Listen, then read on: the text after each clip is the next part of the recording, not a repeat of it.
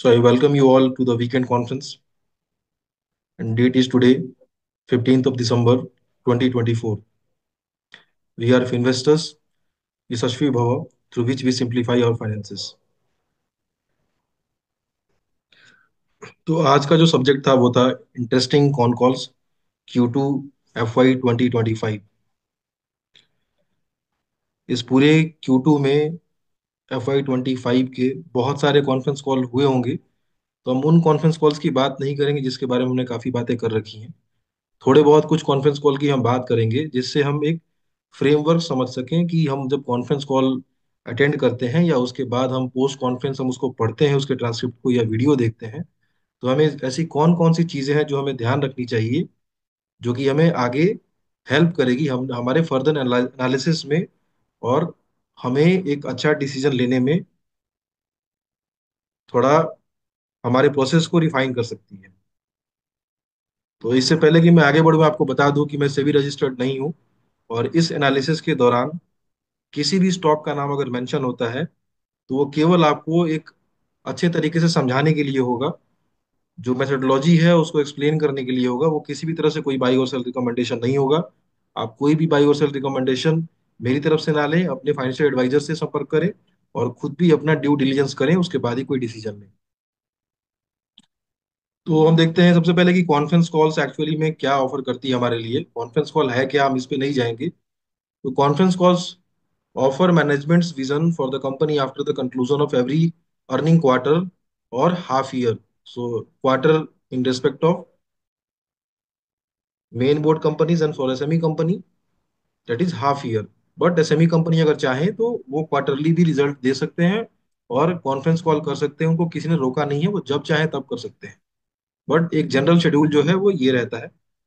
तो conference call हमें क्या ऑफर करता है आप देखते हैं। तो interaction with share holders, generally आप किसी कंपनी के मैनेजमेंट से आप इंटरेक्ट नहीं कर सकते हैं। आपको अगर किसी और टाइम में उनको लिखना है जो कि शेड्यूल्ड नहीं है, तो आपको उनके इन्वेस्टर रिलेशन टीम को मेल करना होगा, या समटाइम्स उनके अगर वेबसाइट पे अगर नंबर है तो कॉल करना होगा। उस पर कितना आपको रिस्पॉन्स करेंगे इसके बारे में हम नहीं कह सकते।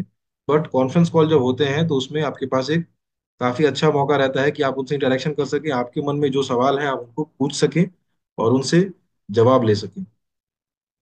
फिर हम उसमें और क्या देख सकते हैं कि कंपनी अपने ओपनिंग स्टेटमेंट में ही फर्दर ग्रोथ ग्रोथ प्लान्स उनके क्या है आगे जाके वो खुद ही डिस्कस करते हैं।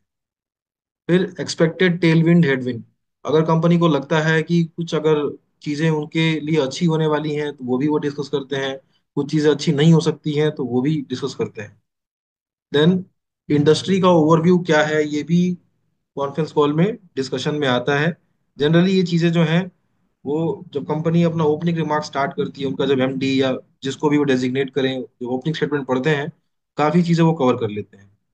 Then effect of macro and micro, अब ग्लोबल लेवल पे क्या चल रहा है, जियो पोलिटिकल इकोनॉमिक्स क्या चल रहा है, आपके देश में क्या चल रहा है, इसका क्या इफेक्ट उनमें हो सकता है, ये भी प्रोबेबली वो कवर करते हैं। अगर कवर नहीं भी करते हैं तो आप अगर क्वेश्चन कोई अगर पार्टिसिपेंट्स पूछेगा तो जो भी उनके हिसाब से जो परसेप्शन है उस चीज का वो जरूर वहाँ पे डिस्कस करेंगे। एंड देन इसके साथ साथ जो पीयर कंपनीज हैं उनके साथ उनके बिजनेसेस में और कौन कौन सी कंपनीज हैं, उन उन सिमिलर तरह की कंपनी का क्या प्लान्स है, वो उस प्लान से कैसे अहेड है, ठीक है, कैसे उनसे बेटर कर रहे हैं या उनको और बेटर करने के लिए क्या जरूरत है। पीयर कंपनी का भी डिस्कशन आप वहाँ पे देख सकते हैं। तो मैंने कुछ कंपनी सेलेक्ट की हैं जिनके कॉन्फ्रेंस कॉल्स थोड़े इंटरेस्टिंग थे, जिनकी हम प्राय बातें नहीं करते हैं। तो हमारे इस इंटरेस्टिंग कॉन कॉल्स का मेन जो एम है वो ये है कि हमें कॉन्फ्रेंस कॉल पढ़ते वक्त ऐसी कौन सी चीजें हमें ज्यादा हिट करनी चाहिए जो हमें थोड़ा और उस पर डीपर रिसर्च करने के लिए इंस्पायर करे। तो कुछ कंपनीज लेके आया हूं मैं। तो कंपनीज को डिस्कस करते वक्त कंपनीज का नाम नहीं लिया जाएगा। लास्ट के स्लाइड में आपको सारी कंपनीज वो कौन कौन सी थी मैं बता दूंगा, क्योंकि आप प्रोसेस से ना बढ़ के आप कंपनीज के ऊपर ना फोकस करके आप प्रोसेस पे फोकस करें। तो एक कंपनी है, ये पहली कंपनी वो है इंडस्ट्रियल मैन्युफैक्चरिंग की कंपनी है। अगर हम ओवरव्यू देखते हैं तो मार्केट कैप है 7,235, और स्टॉक का जो प्राइस टू अर्निंग रेशियो है 53.4, अच्छे आरओसी आरओई नंबर के साथ है, और डेट इस पे कुछ है नहीं, और ठीक ठाक कैश फ्लो है। और अगर आप ओवरव्यू देखते हैं तो आपको ऐसे लगेगा कि कोई ज्यादा इसमें रेड फ्लैग आपको दिख नहीं रहे हैं। और आप कुछ आखिरी क्वार्टर्स के रिजल्ट्स देखेंगे तो आपको देखेंगे कि जो सेल्स के नंबर्स हैं वो एकदम इंक्रीजिंग पैटर्न में बढ़ते जा रहे हैं। और ऑपरेटिंग मार्जिन देखिए तो पिछले 2 साल में कंपनी ने ऑपरेटिंग मार्जिन को 11% से फर्दर 13, 14, 17 है ना, वो 18% पे लेके आए हैं। तो सिमिलरली आप देखें तो जहाँ पे सेल्स नंबर आप देखें तो 227 करोड़ सितंबर 21 से सितंबर 24, 3 साल में सेल्स हार्डली 50% बढ़ा होगा। लेकिन आप अगर प्रॉफिट का देखें तो 16 करोड़ के नेट प्रॉफिट से कंपनी 41 करोड़ के नेट प्रॉफिट में पहुंच चुकी है। तो आप देख रहे हैं कि सेल्स नंबर कम हो रहा है लेकिन वहां पे फिर भी प्रॉफिट काफी कितने अच्छे से बढ़ रहा है, जस्ट बिकॉज की ऑपरेटिंग मार्जिन कितना अच्छा हो रहा है। तो इसको हम क्या बोलते हैं, ऑपरेटिंग लेवरेज बोलते हैं फाइनेंशियल भाषा में। ये ओवरव्यू हो गया कंपनी का। अब ये इंटरेस्टिंग क्यों है, जब हम इसके कॉन्फ्रेंस कॉल्स में जाते हैं तो क्या देखते हैं कि क्या लिखा है वहां पे, 6 months ended September 30, 2024, we have had an exceptional half year with the highest ever revenue, highest EBITDA margin, highest ever PAT and highest ever order inflow। यानी कि कंपनी ने अपने हिस्टोरिकली सबसे बेटर परफॉर्मेंस किया है। किसमें? Q2 में, जिस Q2 के लिए हम डरते हैं। Q2 पता नहीं कैसा था, मॉनसून था, बहुत सारी बातें हम करते रहते हैं ना। वहां भी ये कंपनी कह रही है कि हमने अब तक का सबसे बेहतरीन प्रदर्शन हर तरफ से किया है, revenue wise, EBITDA wise, PAT wise, order inflow wise.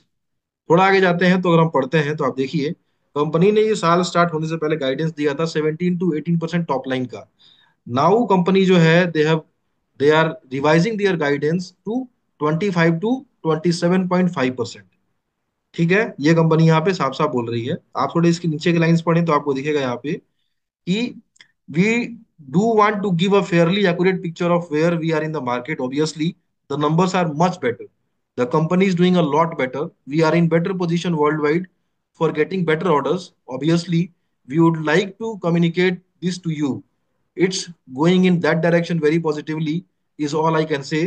Exact numbers or more accurate numbers will be given when we talk next quarter।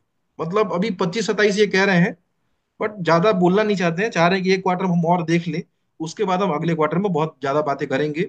But फिलहाल के लिए बोला कि भाई 25 से 27% का मार्जिन, 27% का टॉप लाइन ग्रोथ हम मेंटेन कर रहे हैं, जो कि पहले स्टार्ट होने के उन्होंने 17 to 18% कहा था। थोड़ा सा और हम कॉन्फ्रेंस कॉल में जाते हैं तो आप यहाँ देखिए कि now I will look about the order book market situation and guidance. The order inflow continues to be very strong from export in our generator motor business. We expect the order inflow in Q3 to exceed Q2 in numbers in Q2। आपको ये पता है कि Q2 का number जो था वो order inflow के लिए हाईएस्ट था अब तक का। ये कह रहे हैं कि हम Q2 को भी बीट करेंगे Q3 में, यानी Q3 अब उस हाईएस्ट नंबर्स को और ऊपर लेके जाएगा। साफ साफ यहाँ पे लिख दिया है कि पहले जो उनका 1000 करोड़ के आसपास का गाइडेंस जो भी रहा होगा 17 18% के हिसाब से, तो वहां पे कुछ 1170 1180 आ रहा होगा। अभी कह रहे हैं वो 1250 1275 तक हम करने के हिसाब से काम कर रहे हैं। और आगे देखिए क्या लिखा हुआ है, margin will grow faster than sales due to operational leverage. Margin growth will be around 2 to 3% more than the sales growth. तो आप ये भी देख लीजिए, पहला, margin growth 2 to 3%, sales growth से जितना है उससे ज्यादा। उसके अलावा गाइडेंस रिवाइज 17 to 18% से 25 to 27.5%। उसके अलावा कह रहे हैं कि हमने जितना ऑर्डर इनफ्लो लिया है Q2 में, हम Q3 में उसको भी बीट करेंगे। सिचुएशन हमारी बहुत अच्छी है लेकिन हम अगले क्वार्टर में ज्यादा बात करना चाहते हैं, अभी के लिए हम इतना ही बोलेंगे। तो ये इस कंपनी का कॉन्फ्रेंस कॉल का बाइट्स था जो कि इंटरेस्टिंग लगा, तो ये आपके सामने है। ये प्रोसेस जब आप देखते हैं किसी कंपनी में तो आपको ये समझना चाहिए कि कंपनी में अब वो होने जा रहा है जो पहले कभी नहीं हुआ। ठीक है, तो कंपनी को वही वैल्यूएशन मिलेगा जो पहले कभी नहीं मिला। ये सब कुछ होगा। अब आते हैं हम किसी दूसरी कंपनी में। ये कंपनी भी इंडस्ट्रियल मैन्युफैक्चरिंग में है। तो मार्केट कैप इसका 2000 करोड़ है। अगेन स्मॉल कैप कंपनी है। पी जो है 41.7 के आसपास है। बाकी अगर आप R O C R E numbers, इसमें शायद हो सकता है कुछ वहाँ डेटा मिसमैच हो, तो स्किनर ने उसको रिट्रीव नहीं किया है। बट बाकी सब हिसाब से आप देखें तो आपको दिखेगा कि कंपनी का करंट रेशियो भी 1.83 है, तो ठीक ठाक आपको दिख रही है यहाँ पे। ठीक है, ऑपरेटिंग मार्जिन भी 23.2 है। और आप आगे देखेंगे तो आप ये आखिरी कुछ क्वार्टर के आप नंबर्स देख लें तो आपको यहाँ क्या दिखेगा कि जून क्वार्टर छोटा है, सितंबर क्वार्टर भी आपको दिख रहा है कि जून क्वार्टर से बेटर है, बट मार्च क्वार्टर से छोटा है। तो सीजनल बिजनेस है। यहाँ इंडस्ट्रियल मैन्युफैक्चरिंग आपको साफ साफ यहाँ पे दिख गया कि कैसे सेल्स नंबर्स ऊपर नीचे हो रहे हैं, बट पिछले पहला वाला कंपनी भी इंडस्ट्रियल मैन्युफैक्चरिंग था, वहां पे नंबर ऊपर नीचे नहीं हो रहे थे, जबकि एक इंक्रीजिंग ट्रेजेक्टरी में थे। तो यहाँ पे आप देख रहे हैं। बट इसके अगर आप कॉन्फ्रेंस कॉल में जाते हैं तो आप क्या देखते हैं कि FY 25 ये कह रहे हैं कि 500 करोड़ हम करेंगे, मार्जिन रहेगा 20% का। FY 26 हम 700 करोड़ से 750 करोड़ करेंगे, मार्जिन रहेगा 20% का। ठीक है। और वही बात हो रही, रिपीट हो रही है यहाँ पे। तो ये हो गई कि 500 FY 25 के लिए और 700 - 750 FY 26 के लिए, यानी कि आपको साफ साफ दिख रहा है यहाँ पे कि FY 25 के बेस पे 40 to 50% वो इंक्रीज की बात कर रहे हैं। ठीक है। और आप देख लीजिए यहाँ पे कि ट्रेलिंग 12 मंथ सेल्स है 384 करोड़, यानी कि 384 करोड़ से उनको 700 पे पहुंचने की उनका उनका एम्बिशन है अगले 6 क्वार्टर्स में। 2 क्वार्टर बीत चुके हैं FY 25 के, तो इस साल के 2 क्वार्टर, अगले साल के 4 क्वार्टर, तो अगले 18 महीने में कंपनी ऑलमोस्ट अपने सेल्स को डबल के आसपास करने की बात कर रही है। मार्जिन के बारे में हम बात करते हैं, तो मार्जिन जो है इनका अभी वो मेंटेन कर रहे हैं 22% का, बट वो कह रहे हैं कि हम 20% का मार्जिन करेंगे। एक क्वेश्चन के जवाब में वो कहते हैं कि मार्जिन हमारे कभी कभी ऊपर हो सकते हैं, नीचे हो सकते हैं। तो वही वो कह रहे हैं कि will may be, so we are maintaining 20%, whether it is 20 or 22 or 21 or 23, that is something quarter after quarter in our project business is very difficult to predict. But we are confident of achieving consolidated 20%, which is today we are 20%. फिर उसके बाद अगले question में, so consolidate we are 22% and we are guiding for 20% consolidated. तो next answer है 20% plus. Margin बहुत ज्यादा hit होने के चांसेस इसमें नहीं है। वो जस्ट थोड़ा सा कंजर्वेटिव होना चाहते हैं कि 20% बोलेंगे तो 20% के आसपास रहेंगे, तो थोड़ा ज्यादा हम क्वेश्चन हमसे नहीं होगा। फिर भी मार्जिन अगर 2% हम कम करके भी चले, तो रेवेन्यू यहाँ से अगले 6 क्वार्टर में डबल करने की बात चल रही है। तो ये भी कॉन्फ्रेंस कॉल एक इंटरेस्टिंग कॉन्फ्रेंस कॉल था। अगली कंपनी पे हम आते हैं, तो कंपनी जो है वो फैसिलिटी मैनेजमेंट सर्विस में है। इसमें अगर हम देखें ओवरव्यू, तो कंपनी काफी छोटी है, 1085 करोड़ का मार्केट कैप है। कंपनी 19 के पी पे ट्रेड कर रही है। ROC ROE नंबर ठीक है। कंपनी ठीक ठाक मैनेज कर रही है। थोड़े कैश फ्लो की दिक्कत है कंपनी को, छोटी कंपनी है। आगे देखते हैं और आगे क्या है। तो हम देखते हैं कंपनी, तो पिछले कुछ क्वार्टर्स के सेल्स देखें तो सेल्स नंबर जो है वो इस साल जाके थोड़े स्टैटिक हो गए हैं। अब यहाँ पे कंपनी को आप क्वार्टर ऑन क्वार्टर ना जज करके year on year same quarter से जज करेंगे तो थोड़ा सा आपको बेटर पिक्चर मिलेगा, क्योंकि फैसिलिटी मैनेजमेंट सर्विसेज हैं, तो ये seasonal, most of the business are seasonal. तो आपको आखिरी क्वार्टर से ही आपको पिछले साल के आखिरी क्वार्टर से ही आपको कंपेयर करना चाहिए। तो उस हिसाब से हम देखें तो सितंबर 23 में 228 करोड़ का सेल्स था, जो कि 246 है, और पैट जो है वो 12 करोड़ से 14 करोड़ हुआ है। बहुत ज्यादा इंक्रीज तो नहीं है, बट आप वैल्यूएशन भी देख लीजिए, 19 का वैल्यूएशन है इसका। ठीक है। और इस साल का जो भी हम सुनते रहते हैं, इलेक्शन का ईयर, और फिर आपका हैवी मॉनसून्स, तो वो भी है, बट थोड़ा सा ग्रोथ है इसमें। ऑलमोस्ट 10 to 15% के आसपास का ग्रोथ है सेल्स में। और इवन आप अगर पैट पे भी देखें तो वहाँ 15% का ग्रोथ है। तो आप स्टॉक का पी देख रहे हैं यहाँ पे 19 का ही है, तो बहुत ज्यादा इससे एक्सपेक्ट करना उतना ठीक नहीं है। बट फिर भी अगर कॉन्फ्रेंस कॉल्स में हम आते हैं तो क्या देखते हैं कि अ, यहाँ पे क्या कह रहे हैं मैनेजमेंट कंपनी के कि we will continue to grow at an annual speed of 25% year on year and we will maintain that। तो इनका एनुअल ग्रोथ रेट जो है 25% से ये बढ़े हैं, और ये कह रहे हैं कि हम अभी भी मेंटेन कर रहे हैं। We have all the work line up to maintain that, even by the turnover that we have done at the end of this quarter, we are anyway in line with those numbers. So I think it is good towards the second and the last quarter, where you will see us coming absolutely on target in terms of our performance। तो मतलब यहाँ पे management जो है वो confidence दिखा रहा है कि हम भले ही पहले हाफ में, पहले 2 क्वार्टर में 15% का ग्रोथ हम कर पाए हैं, बट हमारे पास इतने ऑर्डर्स हैं और उतनी चीजें हमारे पास हैं कि वी आर काफी फॉर्म है कि अपने 25% का गाइडेंस हम मेंटेन करेंगे। थोड़ा हम और आगे जाते हैं तो क्या देखते हैं इसमें कि एक क्वेश्चन के ऊपर है कि मार्जिन जो इनका है वो मार्जिन कैसा रहेगा। तो ये कह रहे हैं कि हमारा पैट मार्जिन जो है वो 4.5 से 5.5 रहता है, और EBITDA जो है 6.5 से 7.5 रहता है। बट ये बोल क्या रहे हैं, आप पढ़िए यहाँ पे, better and it is very natural that we aspire to do much better in margins, but we maintain that we will perform in the zone। मतलब जो ये मार्जिन बताया उस जोन में परफॉर्म करेंगे। But if you read between the lines, the fact that we are adding technology, we are adding science, we are adding waste management, we are talking about robotics, we are talking about harnessing AI in my speech, All these aim at bettering the margin. They have the ability to better the margin in much better way. If I have to put that, but for all discussion purposes, I keep on maintaining that we will be in the same zone where PAT will be 4.5 to 5.5 and EBITDA will be 6.5 to 7.5. This I will maintain, but you try and understand that these things we are doing and which are discussing right now have ability to give a better, far better margin profile. मतलब guidance को बराबर रखना चाह रहा है, but वो आपको explain कर रहा है मैनेजमेंट कि हम जो कर रहे हैं वो हम मार्जिन बेटर करने के लिए कर रहे हैं, मेरे से आप बुलवाइए मत, वो ये कहना चाह रहे हैं। ठीक है। तो 25% से ग्रो होने वाली कंपनी के लिए यहाँ पे आपको पी कितना दिखता है, 19 का। ठीक है। और अगर यहाँ से मार्जिन इंप्रूव होता है तो ये आपके पैट ग्रोथ को और अच्छा कर देगा। उसके लिए मार्केट ने इसको वैल्यू किया है 19 के प्राइस टू अर्निंग रेशियो पे। नेक्स्ट कंपनी पे हम चलते हैं। तो ये कंपनी है डाइज एंड केमिकल्स में। तो हम कंपनी का ओवरव्यू देखें तो कंपनी का मार्केट कैप है 3,583 करोड़। 13 के पी पे कंपनी ट्रेड कर रही है। और बहुत कुछ तो इसमें आपको दिखेगा नहीं। ठीक है। कैश कंपनी के पास 1,000 करोड़ का अभी पड़ा हुआ है, तो एक 3,000 करोड़ की कंपनी के पास 1,000 करोड़ का कैश पड़ा हुआ है, ये एक अच्छी बात है। ठीक है। और इसके अलावा प्लेजिंग काफी ज्यादा है, यहाँ पे आप देख सकते हैं 78% का। ठीक है। और थोड़ा हम आगे आते हैं कि रिजल्ट्स क्या आ रहे हैं इसके। तो कंपनी जो है वो, उसका जो पैट है वो काफी फ्लक्चुएटिंग है, कभी कभी वो माइनस रिपोर्ट कर देती है। और जो आप नीचे पैट देख रहे हैं उसमें काफी बड़ा शेयर जो है वो शेयर फ्रॉम एसोसिएट्स का है। मतलब कि कंपनी का इन्वेस्टमेंट किसी और कंपनी में होगा, वहां से उसको प्रॉफिट मिलता है, तो उसको शेयर फ्रॉम एसोसिएट में दिखा देते हैं नीचे करके, तो वहां से उसको पैसे जनरेट होते हैं। तो ये कंपनी के कोर बिजनेस के बारे में कॉन्फ्रेंस कॉल नहीं था।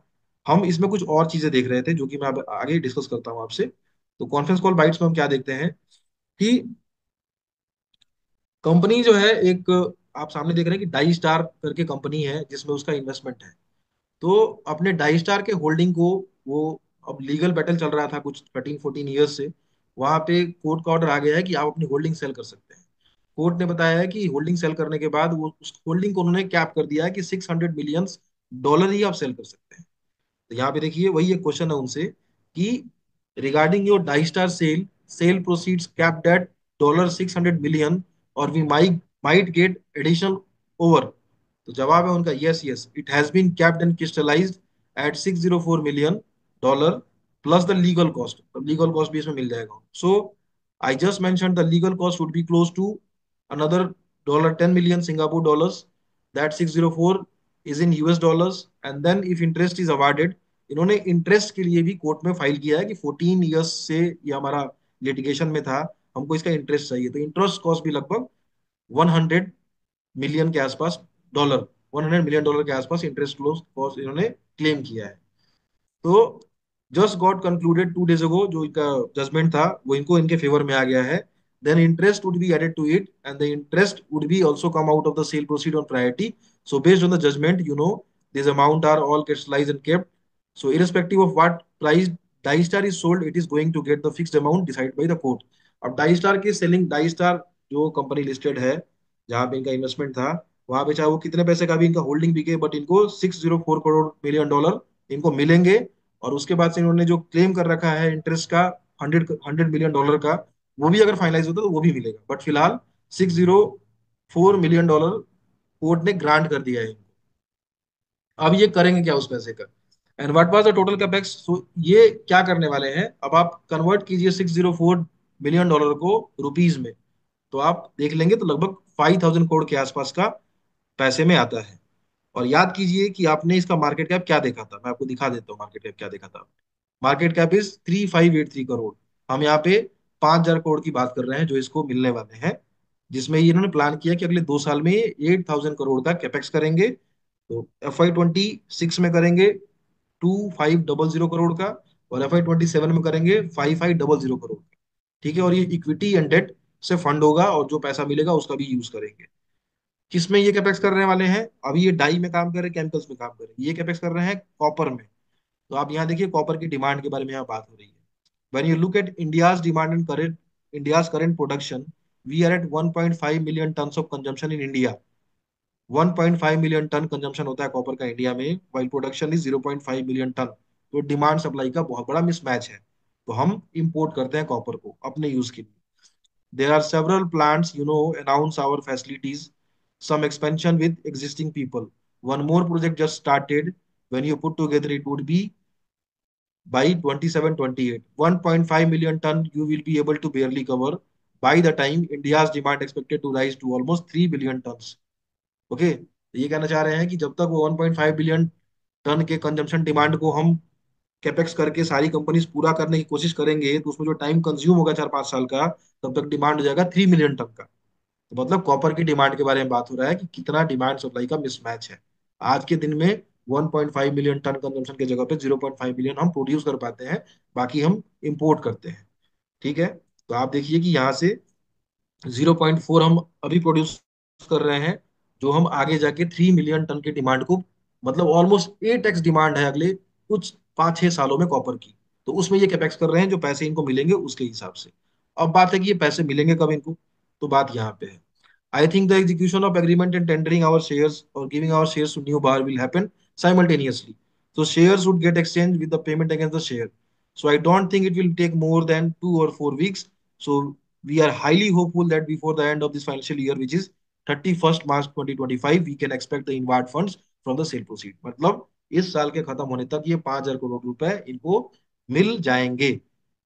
आप अगर पूरा कॉन कॉल पढ़ेंगे तो आपको और क्लियर पिक्चर मिलेगा। मैंने थोड़ा सा इसका बस बाइट्स लिया है कहाँ कहाँ से। तो एक ये कंपनी है, तो ये कोई अभी इसमें कोर वर्क क्या हो रहा है उसमें हम बाद में जाएंगे। कॉपर का कैसे कैपेक्ट करेंगे, कैसे कहाँ से क्या रॉ मटेरियल आएगा, क्या वैल्यू चेन रहेगा, क्या लॉजिस्टिक रहेगा, उसके बारे में हम बात ही नहीं कर रहे हैं। अभी हम केवल और केवल ये देख रहे हैं कि ये 3,000 crore company, 3,000 crore market cap की कंपनी को, जिसके पास पहले से 1,000 करोड़ का फंड अवेलेबल है, कैश था ना अवेलेबल वहां पे, उसको 5,000 करोड़ रुपए वैसे ही मिलने वाले अगले 6 महीने में। अगले 6 महीने नहीं, अब अगले 4 महीने में। इसके लिए कंपनी ने प्रेफरेंशियल इशू करके सारे के सारे प्रेफरेंशियल खुद ही इशू कर लिए थे। ठीक है, क्योंकि इनको अच्छे से पता है कि ये पैसे कंपनी में रिसीव होने वाले थे।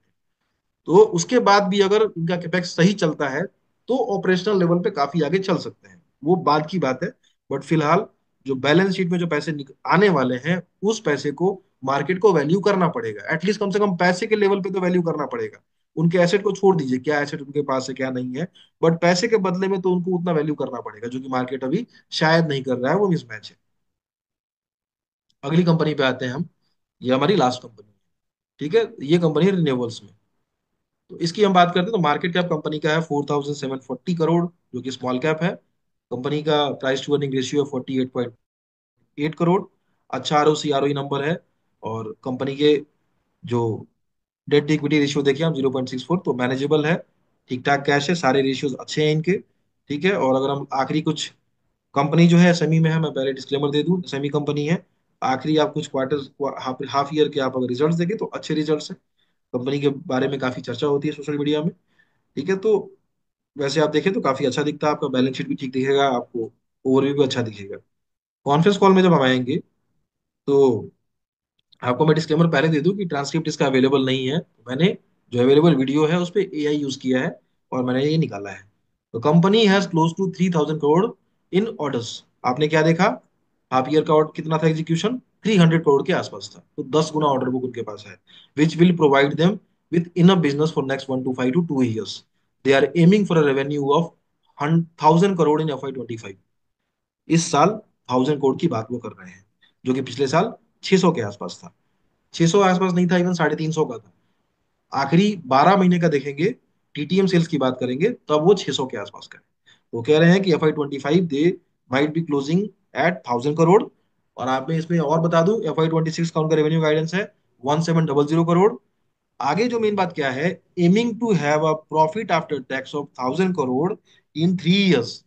तो जो एग्जैक्ट लाइन था वो क्या थी उनके कॉन्फ्रेंस कॉल में, our current revenue will be our PAT in next 3 years, ये उनकी लाइन थी। तो इसको एआई ने थोड़ा और अच्छे से कर दिया है कि 1,000 करोड़ रेवेन्यू की बात कर रहे हैं 30 साल, इस साल, और ये कह रहे हैं कि अगले 3 साल में ये सेम रेवेन्यू हमारा पैट होगा। तो कंपनी का मार्केट कैप क्या था, 4,000 करोड़। तो अगर ये एग्जीक्यूशन होता है, अगर ये एग्जीक्यूशन अगर सही में हो जाता है, तो कंपनी कितने के फॉरवर्ड पी पे अवेलेबल है आप सब लोग जानते हैं उसको निकालना। तो मैं पढ़ देता हूँ पूरा कॉन्फ्रेंस कॉल का जो भी मुझे। The company has stated their intention to maintain profitability margin from first half of 25 into the second half of the year, although there may be a slight increase और डिक्रीज। मतलब क्या रहा है कि जो मार्जिन हमारा है, मार्जिन इफेक्ट हमारा ज्यादा नहीं होगा। ये 5 कॉन्फ्रेंस कॉल के बाइट्स है आपके लिए, जो कि आपको चीजें जब भी आप पढ़ते हैं तो आपको ऐसी इंटरेस्टिंग चीजें देखनी चाहिए। ठीक है, ये कॉन्फ्रेंस कॉल्स मैं आपके पास इसलिए लेके आया हूँ क्योंकि इसके अलावा भी काफी कॉन्फ्रेंस कॉल्स हैं, लेकिन वहां पे आप कंपनी के प्राइस में काफी ज्यादा इंक्रीज देखेंगे। ये जो मैंने कॉन्फ्रेंस कॉल कवर किया है, इसमें कॉन्फ्रेंस कॉल के बाद भी उतना सब्सटैंशियल इंक्रीज उनके शेयर प्राइस परफॉर्मेंस पर नहीं हुआ है, इसीलिए इसको इंटरेस्टिंग बनाता है। अगर मैं वैसा कोई कॉन्फ्रेंस कॉल लेके आता जिसमें वो कॉन्फ्रेंस कॉल में अच्छी बातें हुई, उसके बाद से उसका शेयर प्राइस को प्राइसिंग कर गया, तो फिर वो बहुत ज्यादा फायदे का नहीं था। तो अब हम आते हैं समरी। तो पहली कंपनी थी आपकी इलेक्ट्रिकल मैन्युफैक्चरिंग की, उसका नाम था टीडी पावर सिस्टम। दूसरी कंपनी जो इंडस्ट्रियल मैन्युफैक्चरिंग की थी, जो 500 से 700 करोड़ के बात कर रही थी, 500 crore FY 25, FY 26, sorry FY 25 and 700 crore FY 26, that is Kilburn Engineering. Third company जो कि बात कर रही थी 19 के पी पे थी, और सेवन जो 25% से ग्रो करने के लिए अभी भी कह रही थी कि हमारे पास उतने फायर फायर पावर है कि हम वो कर लेंगे, इवन मार्जिन इंप्रूव भी हमारा हो सकता है। तो 19 के पी पे तो 25% से बढ़ने वाली कंपनी का नाम था क्रिस्टल इंटीग्रेटेड सर्विसेज। जो कंपनी एसेट सेल के बारे में बात कर रही थी अपने, जो डाइज एंड केमिकल से मूव करके अब वो कॉपर की तरफ जा रही थी, और जिसमें 3.5 हजार का मार्केट कैप था और 5 एकड़ उसको रिसीव होने वाले हैं अगले कुछ 4 महीने में, कंपनी का नाम था के इंडस्ट्री। और जो आखिरी कंपनी रिन्यूएबल वाली थी, जिसमें आप देख रहे थे कि अभी उसका टीटीएम सेल्स 600 है, 600 का टीटीएम सेल्स करने वाली कंपनी अगले 3-4 साल में कह रही है कि हम 1000 करोड़ का पैट करेंगे। वो कंपनी का नाम था ओरियाना पावर। तो with this I finish. Any doubts please ask.